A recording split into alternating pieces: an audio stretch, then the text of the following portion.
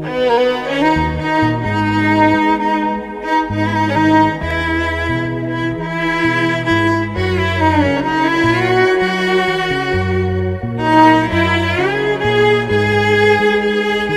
په ټول ملک کې د یوم شهدا یعنی د شهیدانو ورځ ومانځل شوه. په دغه سلسله کې په ضلع شانګله تحصیلي الپورۍ په پولیس لاین کې هم یو پروګرام منعقد شو چې پکې د شهیدانو والدینو ماشومانو او د شانګله پولیس افیسر سجاد احمد صاحبزاده ADC شانګله عزیز الله جان ډسټریکټ ایمرجنسي افیسر ریسکیو 1122 شانګله ثناء الله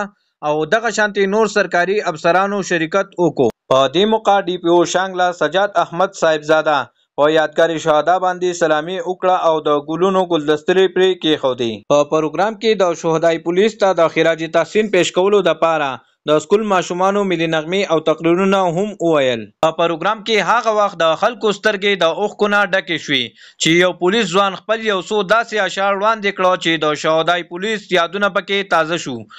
په دغه ټیم د یو شهید پولیس بچی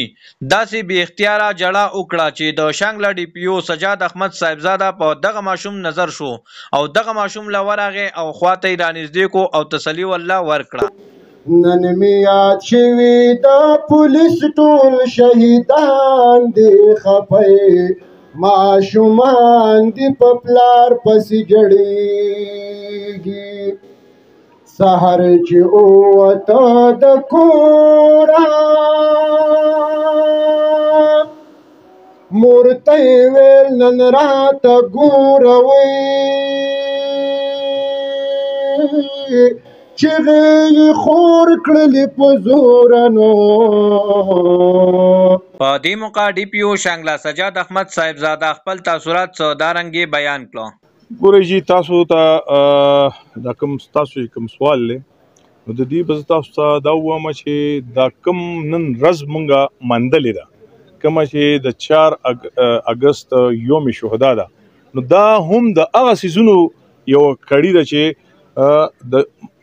شهادت چې کومه رتبه ده او د هغې چې کوم لیول دی هغه دومره هایسټ دی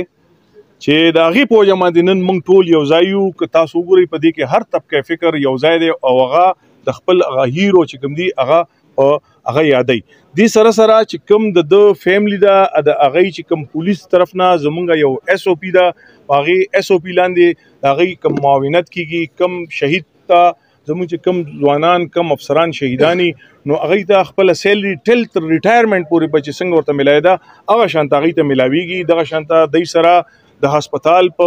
مد کې دغه شانته دوی سره د ایجوکیشن په مد کې دغه شانته نور مختلف چې کوم د جاب یا بل دا شانته اسسټنټس راځي هغه ورسره پولیس بالکل کوي او ټول نه غټ خبره دا ده چې د کمیونټي دا تاسو وینئ دا ټول خلک ورسره ولاړ دي نو دا د دوی دپاره د فخر خبرې مونږ وو چې دوی ته پته ولګي چې یاره دا د عام سړي بچی نو دا د عام سړي رور نو دا د عام سړي پلار نو بلکې دا ډیر د لوی مرتبه والا خلکو چې هغې پې فخر وکړي هغې پې پراوډ وکړي. امن چې کوم دی نو هغه د هر چې کوم د دې ښاري اوسېدونکی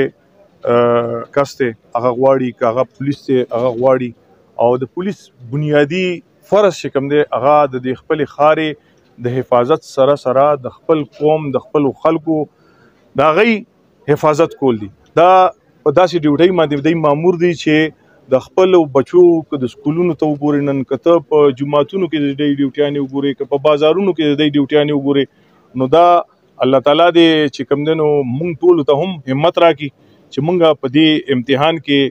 کامیاب یو او زه بیا هم انشاءالله زموږ په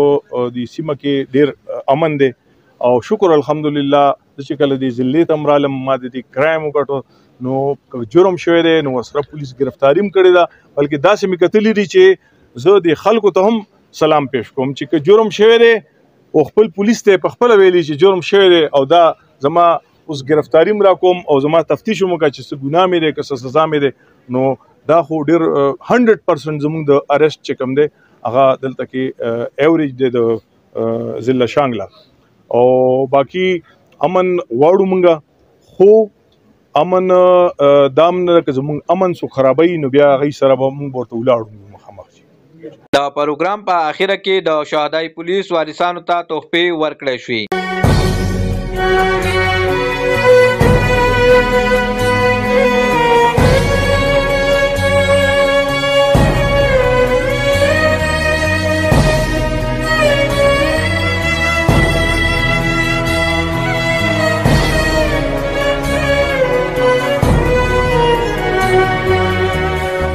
د کیمرا ټیم سره مختیار ساگر MS افیشل چینل الپورۍ ضلع شانګله.